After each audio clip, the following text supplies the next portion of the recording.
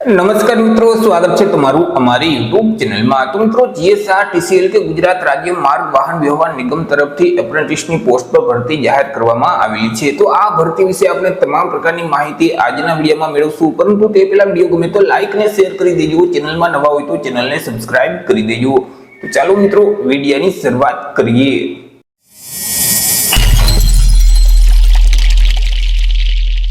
तो मित्रों, आज भर्ती है ते जीएसआरटीसी એટલે કે ગુજરાત રાજ્ય માર્ગ વાહન વ્યવહાર નિગમ તરફથી જાહેર કરવામાં આવેલી છે। જીએસઆરટીસી ની જે વિભાગીય કચેરી નડિયાદ છે તેના તરફથી આ ભરતીની જાહેરાત કરવામાં આવેલી છે। એપ્રેન્ટિસ એક્ટ 1961 અંતર્ગત જે એપ્રેન્ટિસની જગ્યાઓ ખાલી છે તે જગ્યાઓ ભરવા માટે લાયકાત ધરાવતા ઉમેદવાર પાસેથી અરજીઓ મંગાવવામાં આવેલી છે। चर्चा કરી લઈએ ટ્રેડ વિશે કે કઈ કઈ ટ્રેડ પર ભરતી જાહેર કરવામાં આવેલી છે। તો કે અલગ અલગ 6 પોસ્ટ પર આ ભરતી બહાર પાડવામાં આવેલી છે કે જેમાં મિત્રો welder, motor mechanic vehicle, electrician, COPA એટલે કે કોમ્પ્યુટર ઓપરેટર કમ પ્રોગ્રામિંગ આસિસ્ટન્ટ, ત્યાર પછી સીટ મેટલ વર્કર અને ડીઝલ મિકેનિક। તો આવી રીતે અલગ અલગ 6 પોસ્ટ પર આ ભરતી જાહેર કરવામાં આવેલી છે। વાત કરી લઈએ એજ્યુકેશન ક્વોલિફિકેશન એટલે કે શૈક્ષણિક લાયકાત વિશે। અરજી ફોર્મ ભરવા માટે ઉમેદવારની શૈક્ષણિક લાયકાત કેટલી હોવી જોઈએ? तो કે અહીં મિત્રો જે કોપા છે એટલે કે કોમ્પ્યુટર ઓપરેટર કમ પ્રોગ્રામિંગ આસિસ્ટન્ટની જે પોસ્ટ છે તેમાં જો વિદ્યાર્થીઓએ અરજી કરવી હોય તો મિત્રો વિદ્યાર્થીઓએ કોઈ પણ સરકાર માન્ય બોર્ડમાંથી ધોરણ 12 ની પરીક્ષા પાસ કરેલ હોવી જોઈએ। સાથે સાથે આઈટીઆઈ માંથી કોપાનો ટ્રેડ છે તે પાસ કરેલ હોવો જોઈએ। તે સિવાય બાકી જે તમામ પોસ્ટ છે તેમાં અરજી ફોર્મ ભરવા માટે ઉમેદવારોએ કોઈ પણ સરકાર માન્ય બોર્ડમાંથી ધોરણ 10 ની પરીક્ષા પાસ કરેલ હોવી જોઈએ। સાથે સાથે આઈટીઆઈ માંથી જે તે ટ્રેડ છે તે પાસ કરેલ હોવો જોઈએ। चर्चा કરી લઈએ મિત્રો અહીં અરજી ફોર્મ વિશે। તો સૌથી પહેલા તો તમારે ઓનલાઈન રજીસ્ટ્રેશન કરવાનું રહેશે। એપ્રેન્ટિસનું જે પોર્ટલ છે apprenticeshipindia.gov.in નામની જે વેબસાઈટ છે તે વેબસાઈટ ઉપર જઈ તમારે ઓનલાઈન રજીસ્ટ્રેશન કરવાનું રહેશે।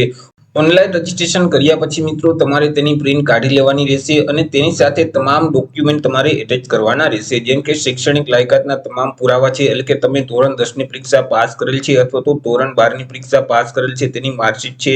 ત્યાર પછી તમે આઈટીઆઈ માંથી જે તે ટ્રેડ પાસ કરેલ છે તેની પણ માર્કશીટની કોપી સાથે જોડવાની રહેશે। આધાર કાર્ડની નકલ છે, એલસી એટલે કે શાળા છોડ્યાનું પ્રમાણપત્ર છે। ત્યાર પછી મિત્રો તમે અનામત વર્ગના ઉમેદવાર હોય તો તમારી પાસે જે જાતિનું પ્રમાણપત્ર છે, જાતિનો દાખલો છે તેની કોપી સાથે જોડવાની રહેશે અને ચાલ ચલગતનું ઓરિજિનલ પ્રમાણપત્ર સાથે જોડવાનું રહેશે। તો ઓનલાઈન રજીસ્ટ્રેશનની પ્રિન્ટની સાથે તમારે આટલા ડોક્યુમેન્ટ એટેચ કરી અને તમારે અરજી ફોર્મ છે તે ઓફલાઈન ભરવાનું રહેશે। મિત્રો અહીં એસટી વિભાગીય કચેરી જે એસટી નગર કપડવન રોડ નડિયાદ ખાતે જે વિભાગીય કચેરી આવેલી છે ત્યાં જઈ અને તમારે મિત્રો ઓફલાઈન અરજી કરી દેવાની રહેશે। અરજી ફોર્મની તારીખ કઈ રહેશે તો કે 12/8/2024 થી અરજી ફોર્મ શરૂ થશે અને 17/8/2024 સુધીમાં મિત્રો તમારે ઓફલાઈન અરજી કરી દેવાની રહેશે। સૌથી પહેલા એપ્રેન્ટિસના પોર્ટલ ઉપર જઈ તમારે રજીસ્ટ્રેશન કરવાનું રહેશે। ત્યાર પછી તમામ ડોક્યુમેન્ટ એટેચ કરી અને એસટી વિભાગીય કચેરી જે નડિયાદ છે ત્યાં જઈ 17/8/2024 સુધીમાં તમારે ઓફલાઈન અરજી કરી દેવાની રહેશે। તો આવી રીતે મિત્રો જીએસઆરટીસી ની જે નડિયાદ ખાતે વિભાગીય કચેરી આવેલી છે તેના તરફથી એપ્રેન્ટિસ એક્ટ 1961 અંતર્ગત એપ્રેન્ટિસની ભરતી જાહેર કરવામાં આવેલી છે। આશા રાખું છું વિડિયો પસંદ પડ્યો હશે। વિડિયો પસંદ પડ્યો તો લાઈક અને શેર કરી દેજો। ચેનલમાં નવા હોય તો ચેનલને સબસ્ક્રાઇબ કરી દેજો। ફરી મળીશું એક નવા ટોપિક સાથે એક નવા વિડિયોમાં। ત્યાં સુધી જય હિન્દ, વંદે માતરમ।